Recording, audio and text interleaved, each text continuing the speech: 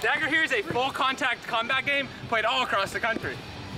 Young Eagles are a recruiting tool for general aviation, and for this particular flight, a look down on the St. Pete Pier is an added attraction. Kayla was born on June 12, 1991 in Moscow, Russia. That's the same day communism was voted out in the country. She later became the first baby to be adopted from Moscow and brought to America. Kayla is now a senior at Florida State, majoring in criminal justice. This may look just like a fun competition, but to these kids, it's so much more. It's a way of life and a way to stay out of trouble. Florida State is known for academics and athletics, but twice a week, Landis Green in the center of campus is transformed into a medieval battlefield. The game is called Dagger here, and the fighters come out dressed in costumes of the medieval ages. If you watch two people fighting, they can do it in jeans and Metallica shirts, and they can play the game just as well as anyone else. But obviously, we like to be immersed into, you know, sort of this fantasy medieval type of environment just because it feels cooler. It's a lot more fun to be. They fight using mostly weapons they have made using foam and PVC pipe. You have swords and weapons, arrows, stuff like that. During battle, the fighters work to land blows on their opponent's arms, legs, and torso. Any loss of 2 limbs is equivalent to death, and any one hit to the torso is also equivalent to death. Dagger here is a full contact combat game played all across the country.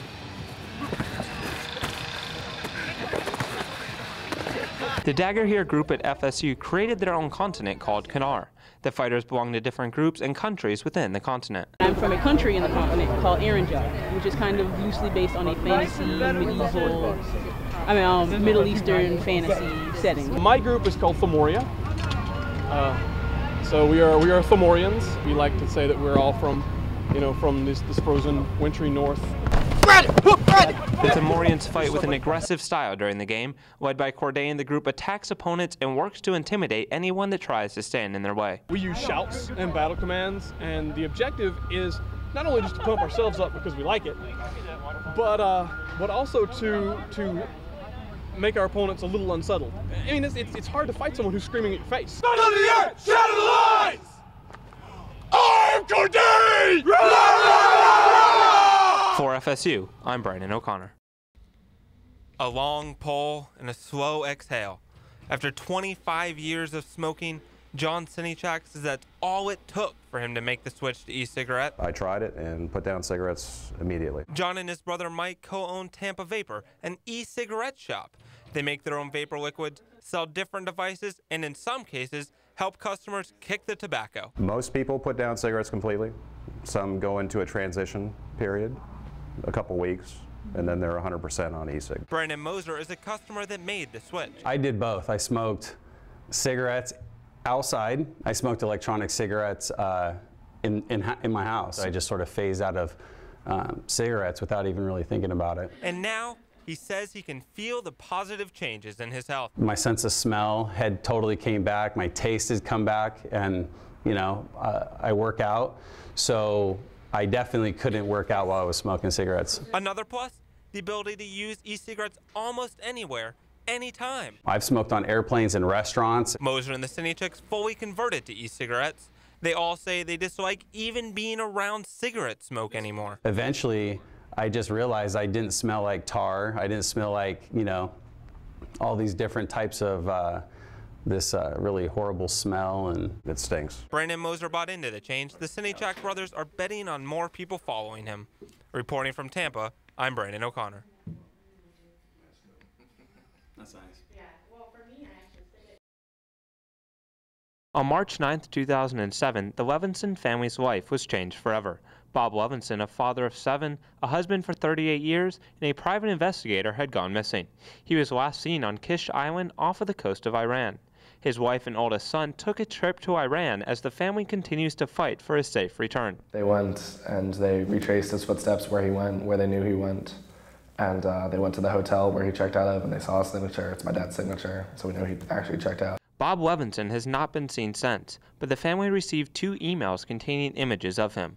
These images and others have helped the family to keep their hope and faith for the last 6 years. During that time, the yellow ribbon has been a consistent sign of hope for his family and friends. The year after he went missing, we had like down in Coral Springs where I'm from, we had a rally of hope, like a Help Bob Levinson rally of hope. and they gave out yellow ribbons. Everybody wore yellow ribbons. Like, people want to wrap the whole city, like all the trees, in yellow ribbons until he comes back. The Levinson family has continued to be active in the fight to bring him home. They created a website and a Facebook page. We've always been there trying our best to do everything we possibly can. Like, there's only so much you can do when the other side will refuse to work with us. The family continues to pursue every avenue they can to rescue Bob Levinson, and they refuse to stop until the day they can hug him and welcome him home. For FSU, I'm Brandon O'Connor. Pretty long list here. Glue sticks, Colored pencils, erasers. Item after item, the price of getting ready for school adds up. It can run up into hundreds of dollars. Mother of two, Patty Stanowitz, has a plan to save as much as possible. I get everything I need, and then I get a few extra things so I don't have to come back.